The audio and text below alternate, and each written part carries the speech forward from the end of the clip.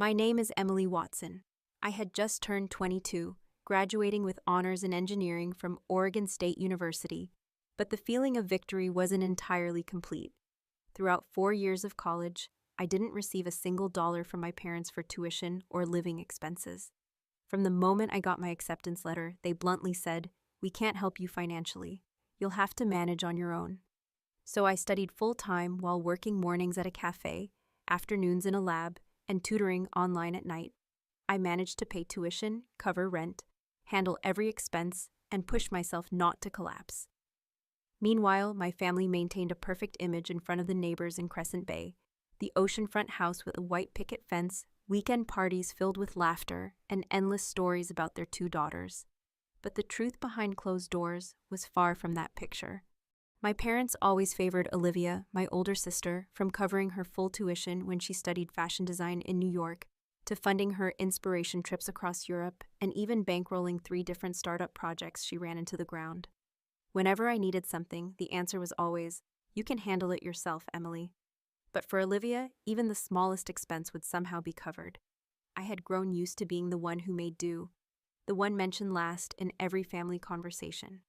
On my graduation day, the sky over Corvallis was clear and blue like glass, with a light breeze and the air full of joy from thousands of students in gowns and square caps. I stood in line, scanning the crowd for my parents and Olivia, but the seats reserved for my family were empty. They hadn't come. I already knew the reason. That day, they were busy hosting a fundraising event at home to attract investors for Olivia's new project, a recycled fabric handbag brand. Even though I was used to their absence at important moments, my heart still sank. But then when the MC announced my name for the Research and Technological Innovation Award, worth $250,000 from a scientific development fund, the entire hall rose to their feet in applause, and I accepted the plaque with slightly trembling hands. In that moment, I wished my parents were there to see it, but of course, they weren't. After the ceremony, I took a few photos with friends, bought myself a bouquet of pale blue hydrangeas, and drove back to Crescent Bay. I only planned to stay there for a few days before starting my new job in Portland, a project engineer position at a clean energy company. When I opened the familiar wooden door, the faint scent of lavender from my mother's air freshener still lingered, but the atmosphere felt different. My parents asked me a few polite questions. Was the drive tiring, or how's the new job? Then quickly returned to their phones and computer screens. Not a single word about the degree I had just earned, or the huge award that had already been covered by the local press. It felt as if every achievement of mine was just an echo in this house ringing for a moment, then fading into nothing with no one caring to listen. At the time, I didn't realize that this silence was only the beginning of something much bigger, a turning point that would change my relationship with my family forever. Have you ever felt like your own family turned their back on you? As if all your worth and effort were erased in a single moment? And before we go any deeper into this story, I'm curious, where are you watching from? Leave a comment below. The next morning, I woke to sunlight filtering through the thin white curtains, bathing the upstairs living room in a soft golden hue. I headed down to the kitchen where the faint smell of freshly brewed coffee hung in the air.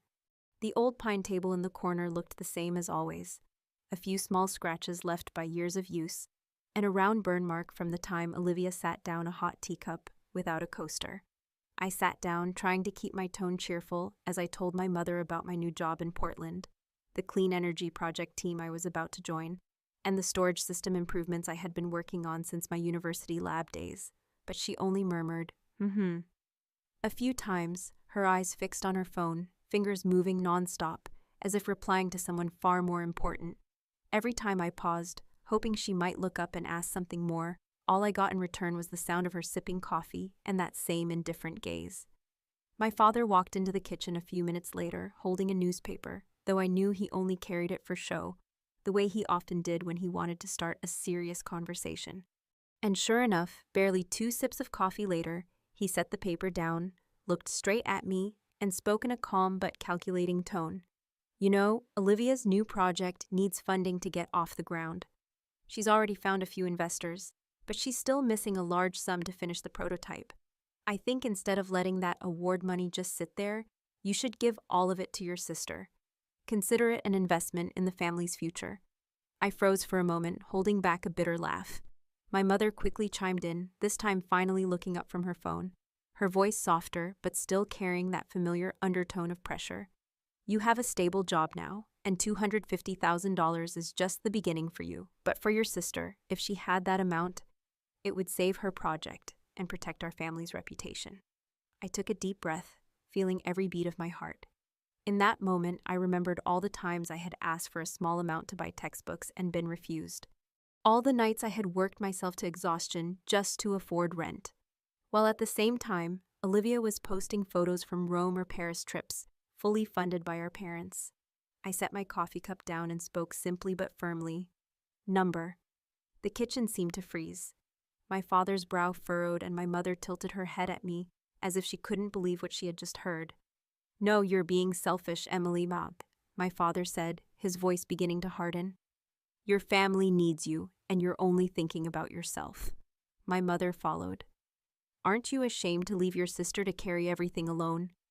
What will people think if they know you have the money but refuse to help? The air thickened as if every molecule in the room was under pressure. I felt like I was standing in the middle of a family courtroom. The verdict already decided, just waiting for me to bow my head and accept it. But I didn't. I repeated myself slower and clearer this time. That money is a reward for my work. I will use it to build my own life. My father's eyes flashed with a mix of disappointment and anger, and my mother let out a long sigh as if cutting off the conversation entirely. No one spoke again. The ticking of the wall clock became the only sound filling the kitchen. I finished the rest of my coffee, stood and cleared the dishes, moving slowly to hide the slight tremor in my hands from the tension. I didn't want to stay another minute in that atmosphere.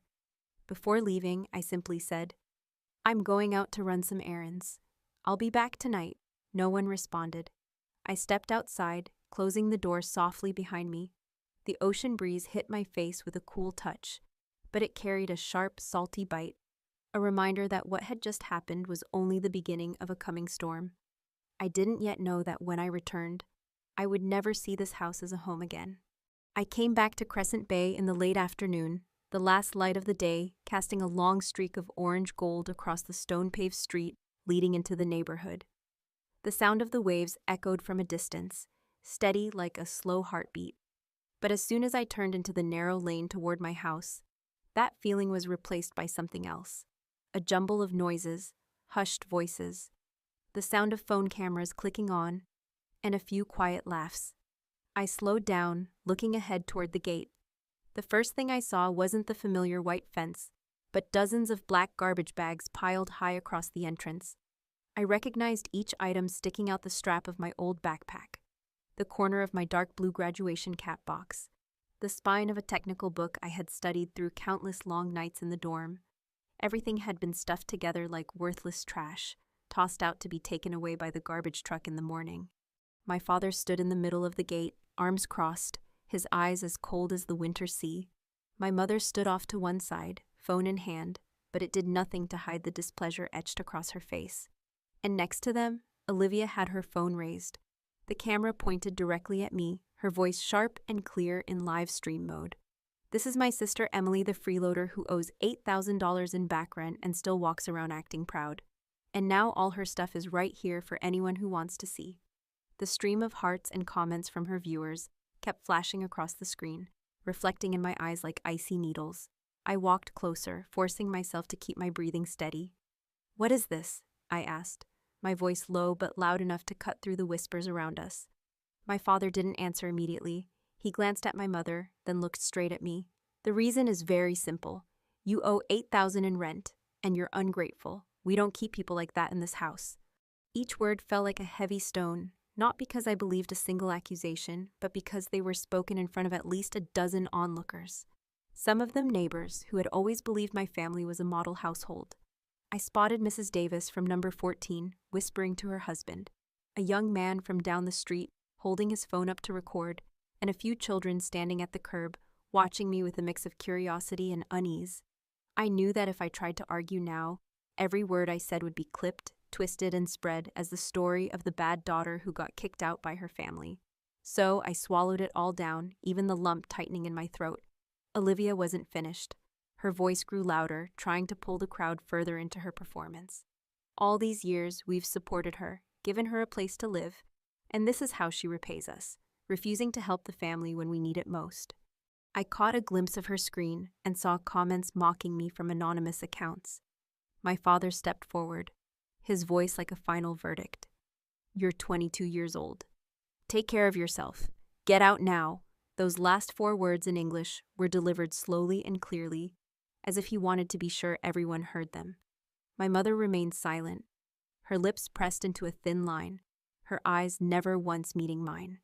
I felt like I was standing on a public stage in a scene perfectly directed to cast me as the villain. I bent down to pick up each bag, each battered cardboard box, the worn canvas gloves I had used in the lab, the notebooks crammed with formulas and sketches, and the graduation cap and gown box now stained from lying on the rough cement. Every time I walked from the pile to my car and back, the neighbors' murmurs seemed to grow louder, while Olivia's phone camera stayed locked on my every move. She gave a short, mocking laugh, her voice cutting through the air. "See this, everyone? This is what happens when you live off your family and don't pay your debts." A very expensive lesson. From time to time, she swung the camera toward my face, clearly hoping to catch some flash of anger or shame to show her audience. I didn't give her that chance. My face was calm, so calm it even surprised me. And every movement, from lifting my things to opening the trunk and placing them neatly inside, was slow and deliberate, as if this were nothing more than an ordinary move. But inside, I felt a fire smoldering, not one that roared into shouting, but one that burned deep, steady, and certain. When I closed the trunk, Olivia stepped closer, holding her phone nearer, her tone dripping with emphasis. "Where are you going now, Emily? Off to find someone else to freeload from?" I lifted my head and looked straight at her, my gaze cold enough to make her step back half a pace. I spoke loud enough for her, my parents, and every neighbor to hear. "You'll be hearing from me soon." No raised voice, no overt threat, but the words cut into the air like a thin blade, slipping between us and embedding themselves into the memory of everyone present. Olivia blinked, then gave a faint, dismissive smile as if it meant nothing, but I noticed her fingers tighten slightly around her phone. My father stood near the front door, saying nothing, just watching as I walked past the fence. My mother had already turned away, stepping inside, her shoulders trembling slightly as though to avoid meeting any eyes. I opened my car door and slid into the driver's seat. The faint scent of lavender from a torn bag drifted into the cabin, pulling me back to all those late nights studying alone in the dorm when a lavender oil diffuser had been the only thing that helped me sleep a few hours. I started the car, the sound of the engine breaking the quiet of the beachside street.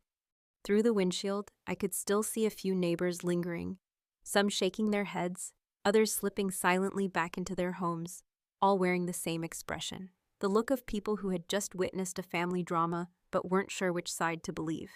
My grip tightened on the steering wheel, my knuckles turning white, not from fear or shame, but from holding back the urge to turn around and spill the entire truth right then and there. But I knew this wasn't the time. I eased the car forward, the tires humming softly over the asphalt. In the rearview mirror, the house shrank with each passing second, finally disappearing behind the curve that led to published road.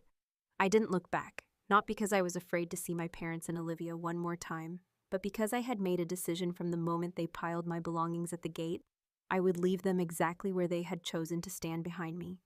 The road ahead was long, and I knew that when the right moment came, my promise, "You'll be hearing from me soon," would become reality, not in a burst of rage, but in a response strong enough that they would never forget it. I drove straight to Sarah's apartment, a narrow street just a few blocks from Crescent Bay's shoreline, where a 2-story red brick building stood shoulder to shoulder beneath a row of old maples. Sarah had already heard what happened from a short message I sent when I left the house, and when I pulled up to the gate, she was already there waiting, wrapped in a gray hoodie, holding a cup of hot tea. "Oh my God, Emily, come in," she said softly, her voice filled with concern, but without a single probing question. I only nodded, holding back everything that had happened that afternoon. And together, we carried my bags up to her small second-floor apartment. Sarah's apartment was warm and tidy, the smell of fresh-baked waffles mingling with the scent of dried basil hanging in the kitchen corner. She cleared out her workroom for me, setting up a folding bed and stacking extra blankets and pillows nearby. I didn't say much, just thanked her, then began unpacking each bag, straightening my belongings so they wouldn't wrinkle. Notebooks stacked neatly on the desk, clothes hung in the closet, documents and keepsakes tucked into the drawers. When I unzipped an old suitcase, I found beneath a layer of thick winter coats a pale yellow envelope, its edges slightly worn, the handwriting unmistakably familiar. Open only when you truly have no one left to lean on. My heart stopped for a beat. I recognized my grandmother Elizabeth's handwriting immediately. She had passed away when I was 18. Back then, I still lived with my parents. But she had always been my greatest source of strength. She often told me, "Emily, you must hold on to your worth. Don't let anyone forget it." Betrayal.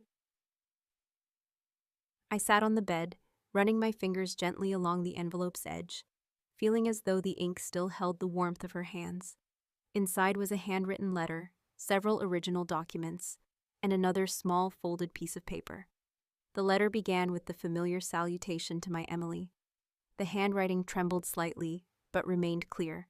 "If you're reading this, it means you found yourself in the situation I always feared. You are bright and strong, but you are also someone whose kindness can be taken advantage of. I have prepared so that you will never be left with nothing to your name. These are the documents proving you are co-owner of 40% of the house in Crescent Bay, 50% of the cabin at Lake Willowa, and 40% of the commercial building in the center of town. These properties have been legalized and recorded in your name. No one can sell or transfer them without your signature. Do not let anyone convince you to give them up. And remember, your worth is not just in the numbers on paper, but in who you are." I set the letter down and opened the stack of accompanying documents. All were original, notarized copies, the red seals still vivid. My name appeared on each ownership record alongside my parents', and nowhere did Olivia's name appear. The small folded piece of paper contained just one handwritten sentence. "Don't let anyone forget your worth." She had said it to me many times, but reading it now in this moment sent a cold shiver down my spine. I leaned back against the bed, letting it all sink in. Suddenly, the pieces began to fit together why my parents had repeatedly tried to get me to sign inheritance adjustment papers over the past 2 years. The stories they made up to convince me I should let someone else handle it because you're busy with school. You don't have time for paperwork. And now their demand that I hand over the entire $250 award to Olivia was simply the next step in pushing me to give up the remaining assets they couldn't fully control. A slow, cold anger rose within me. Not a sudden blaze, but something steady and sharp, like an underground current building strength beneath ice. I realized I hadn't been thrown out for owing money or being ungrateful, as they proclaimed that was just a pretext.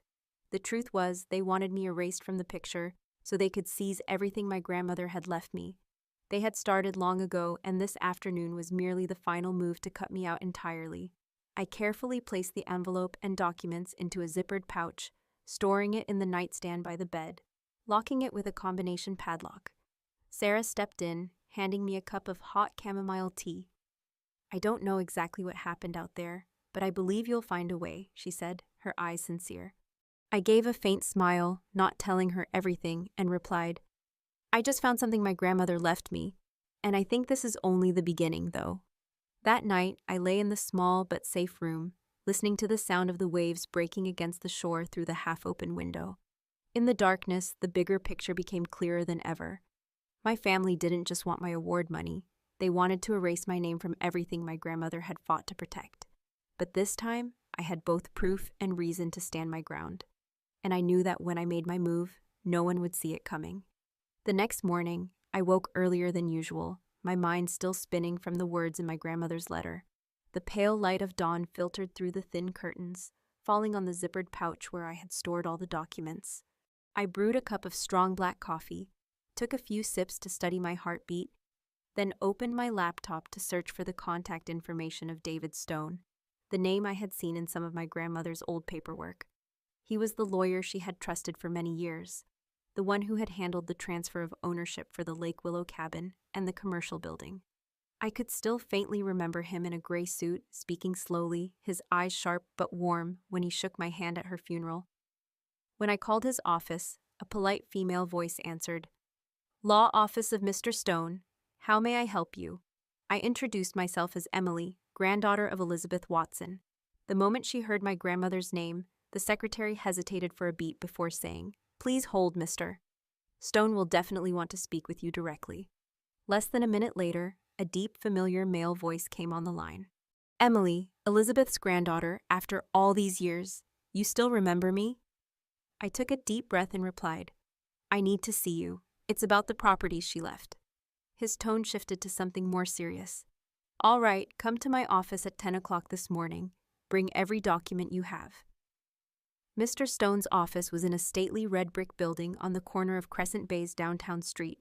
When I stepped inside, the scent of polished wood and old paper gave the place a feeling that was both formal and safe. David, his hair, now far grayer than I remembered, rose from his desk as soon as he saw me and shook my hand firmly. Elizabeth always said, "You were strong-willed."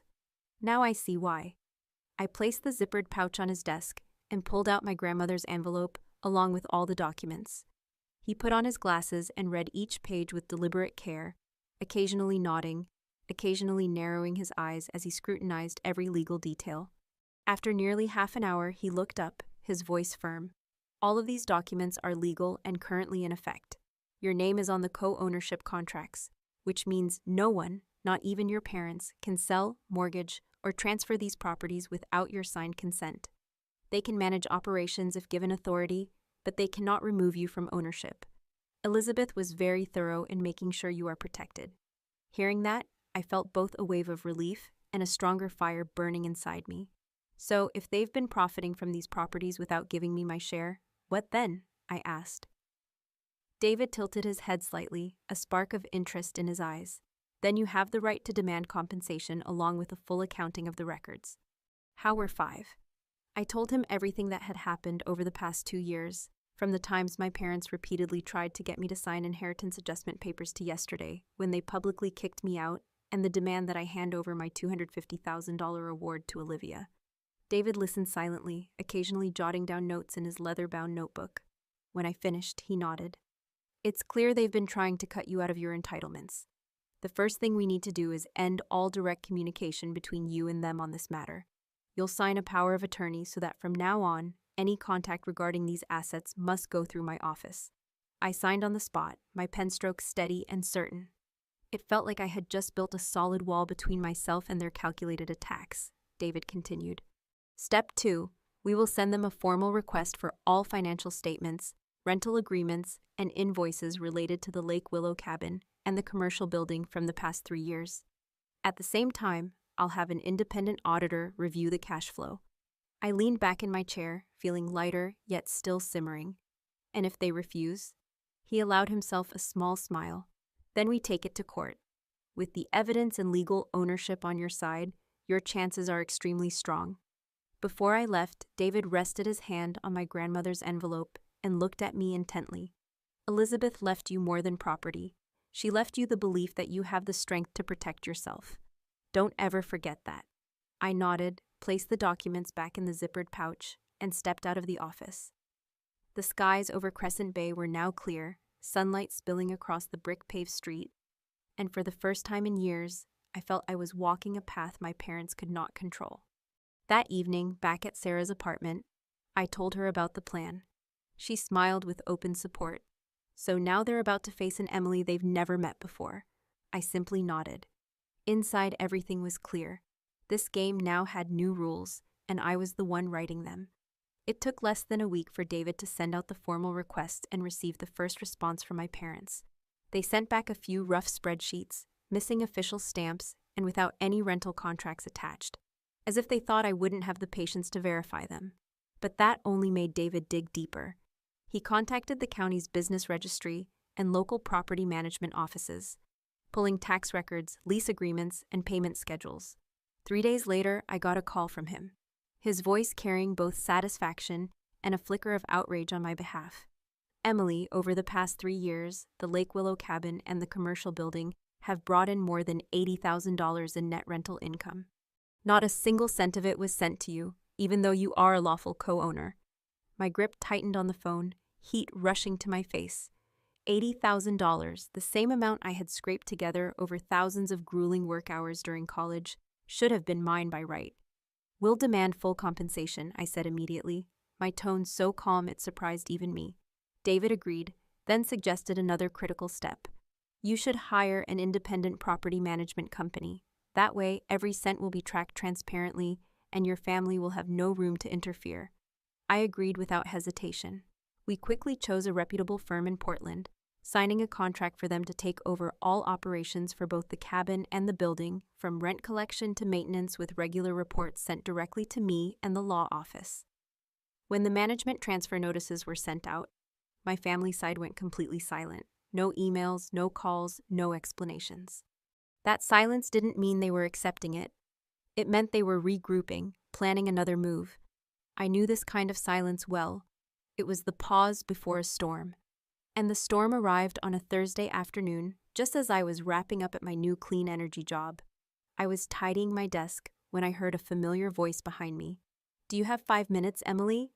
I turned to see Olivia standing there in a camel-colored coat, her phone in hand like it was an extension of her body. A few of my coworkers glanced up, sensing the tension in the air. We stepped into the hallway, the neon lights casting a cold sheen on the tiled floor. Olivia crossed her arms, tilting her head, her voice low but sharp as a blade. "You're tearing this family apart over a few pieces of paper. $80,000 isn't worth destroying Mom and Dad's and your sister's reputation. What do you think the people in Crescent Bay will say when they find out?" I didn't answer. Instead, I quietly took out my phone and switched on the recorder.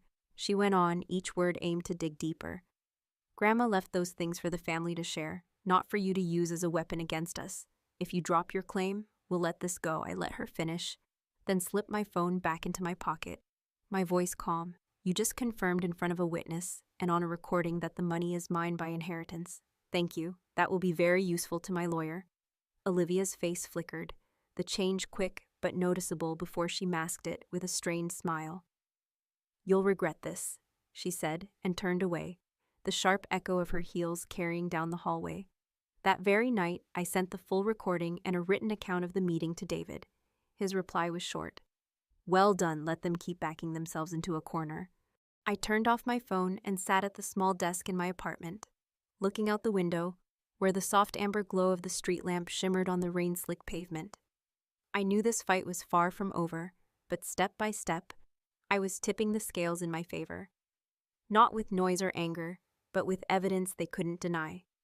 And that was the kind of blow they would never recover from. Later that evening, Crescent Bay skies hung heavy and gray, the sea wind lashing hard enough to send the old maples outside Sarah's porch swaying.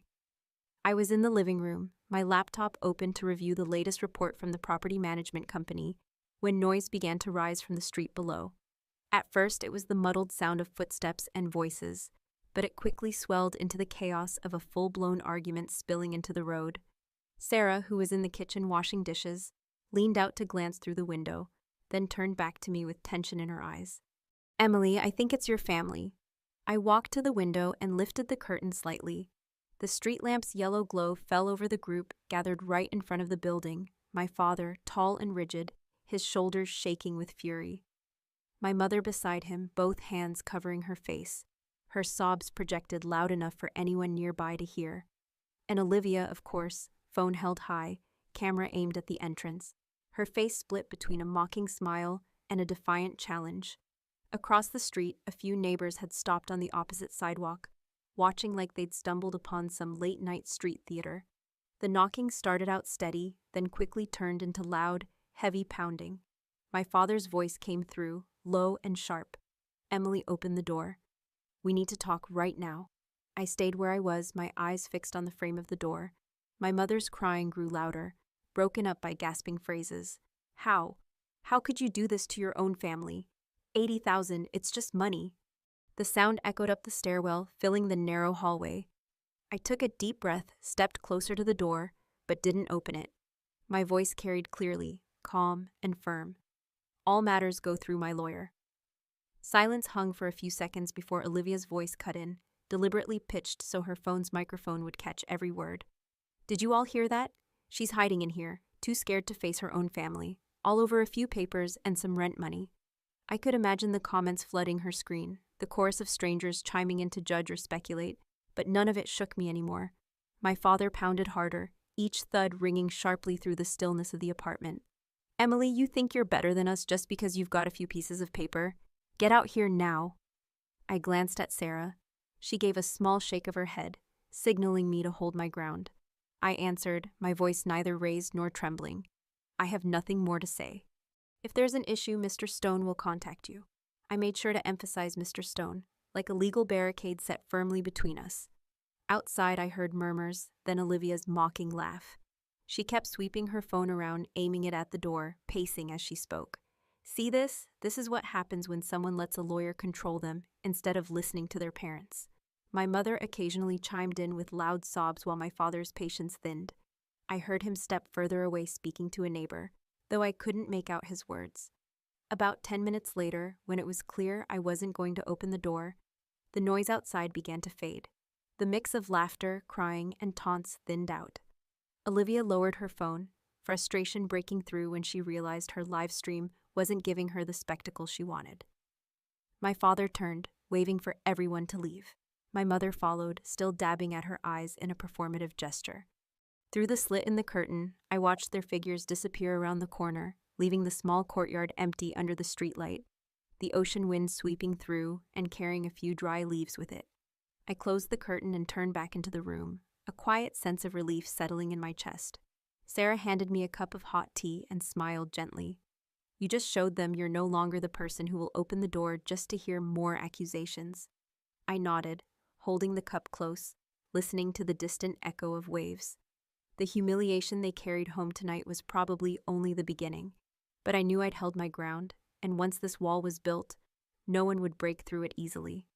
3 days after the scene outside Sarah's apartment, David called me. His tone was calm, but laced with dry humor. Emily, they've backed down a bit. I just received a settlement offer from your family. I raised an eyebrow, already suspecting there was nothing honest about it. Sure enough, he continued, they say they'll give you full ownership of the Lake Willow cabin if you drop the $80,000 restitution demand and end all other legal claims. I let out a quiet laugh. The cabin had deep sentimental value, but its annual income was nothing compared to the commercial building. Clearly, they were trying to bait me with nostalgia while keeping the real profit stream for themselves. Decline, I said immediately, my voice firm. Tell them there's only one set of terms I'll accept. 1. Full repayment of the $80,000 they took, plus interest as required by law. 2. All properties, the cabin, the Crescent Bay house, and the commercial building must be placed under independent management, cutting them off from the cash flow entirely. 3. They sign a document admitting wrongdoing and affirming my co-ownership rights as legal and immutable unless I agree otherwise. David was silent for a few seconds, then gave a low chuckle. That's going to be a heavy hit. But are you sure? Because once they sign, there's no going back. I answered without hesitation. That's exactly what I want.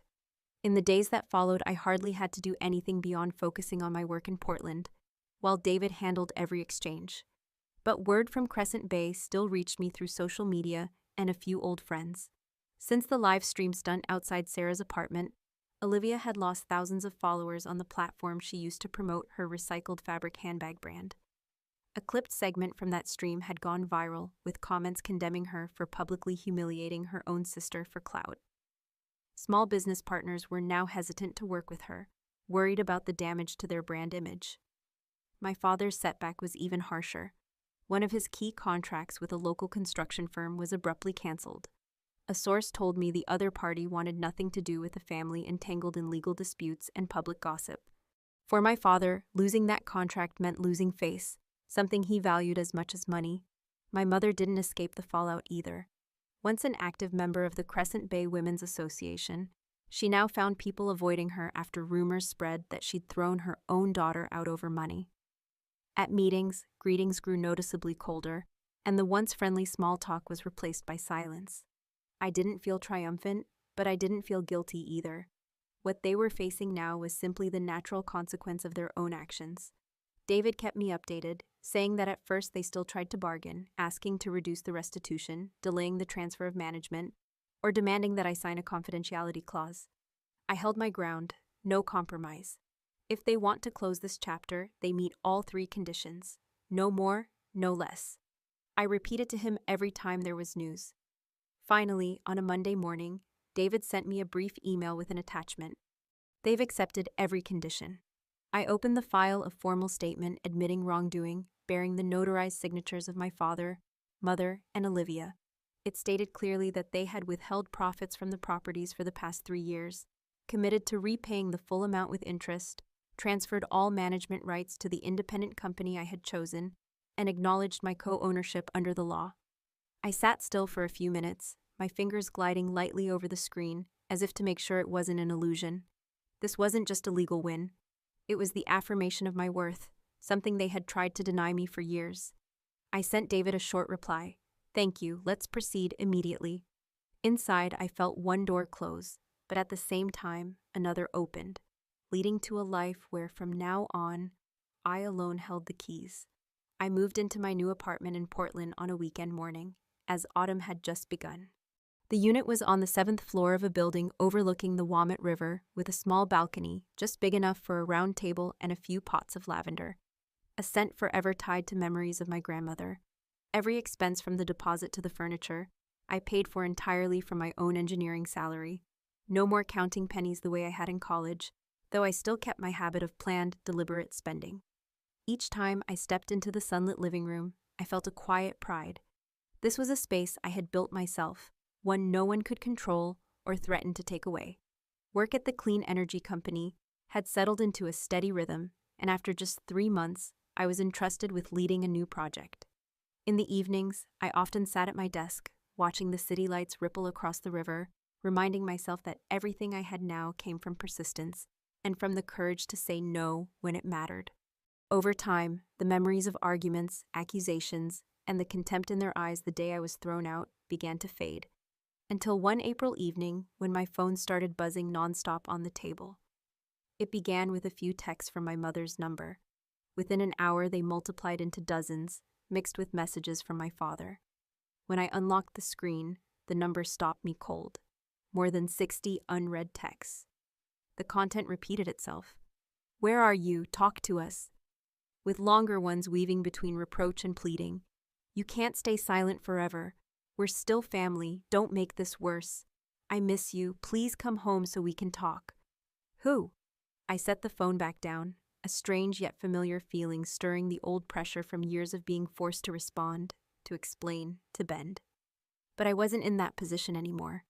I stepped out onto the balcony, breathing in the scent of freshly watered lavender.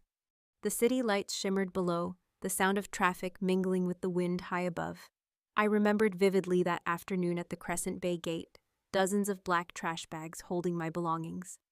My father standing with his arms crossed, saying coldly, "You're 22 years old. Take care of yourself. Get out now." The sensation of being cut out of what they called a family without a single voice in my defense remained like a scar that had never healed. I went back inside, picked up my phone, and looked at the list of messages. My finger hovered over the reply button, then stopped. I locked the screen and placed it face down on the table, not because I wanted to retaliate with silence, but because I knew I didn't owe them a conversation anymore.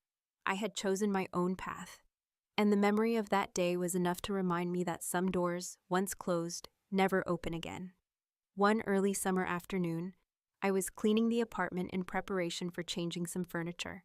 While pulling out a stack of old cardboard boxes from the closet, a small silver USB stick slipped out from a folder I had brought from Crescent Bay. I vaguely remembered it being one of the items my grandmother Elizabeth kept in the drawer of her writing desk, but at the time I had never opened it. Curious, I plugged it into my laptop. There was only one file titled Emily MP3. My heartbeat slowed as I clicked to open it. My grandmother's voice filled the room, warm, slightly husky, exactly as I remembered, every word deliberate and clear. "When you stop letting them use you, they will call it betrayal. Let them be yourself." Just one short sentence, yet it resonated in the quiet like a familiar melody I'd been waiting my whole life to hear again. I sat still for a few minutes, eyes closed, letting her words drift through my mind like a cool breeze. Memories came rushing back her hand, holding mine when I was small. The afternoons we spent on the porch listening to the waves. The advice that had seemed so simple but turned out to be the compass for my entire life. She had known there would come a day when I'd face a choice: Stay silent and be controlled, or stand up and accept being seen as the betrayer. And she wanted me to remember that blind loyalty was never the same as love. I saved the recording to my phone and backed it up to the cloud, a permanent reminder. Then I smiled, not with smug triumph, but with the peace of knowing I had walked the path she hoped I would. I had protected my material rights, not only keeping the assets she left me, but making sure they could never be taken. More importantly, I had protected my right to decide my own life, where to live, what to do, who to love, and which relationships to keep. When I closed the USB and placed it back in the drawer, I looked around my sunlit apartment, listening to the hum of traffic in the distance, and felt a rare kind of calm. I knew that while the past still lingered with scars that would never fully fade, the future was mine. And I would move forward, carrying my grandmother's words like a small light, bright enough to guide me, warm enough to remind me I was never truly alone. If you're watching this and you've ever been hurt by the very people who share your blood, I want you to know one thing. You are not alone. There are wounds you can't see, but they sit deep in the heart, smoldering over the years, the cold stare of a parent, the comparisons that quietly kill your self-worth, the moment you are abandoned in your own home. We grow up believing family will always protect us, but the truth is, not every blood tie is healthy or safe.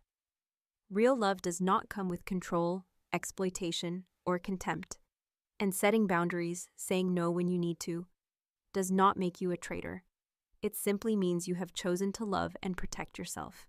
I know that letting go of a toxic family relationship is never easy. You will be called terrible names, accused of being ungrateful, and pushed into feeling guilty. But remember this, your worth is not measured by how much pain you can endure, but by your courage to protect your peace and your dignity. Believe that you deserve a life that is safe, whole, and surrounded by people who respect and cherish you. Blood ties are not a reason to accept endless hurt. You have every right to choose your own family, whether they come from where you were born or from the connections you create along the way. Thank you for listening, and I'll see you in the next.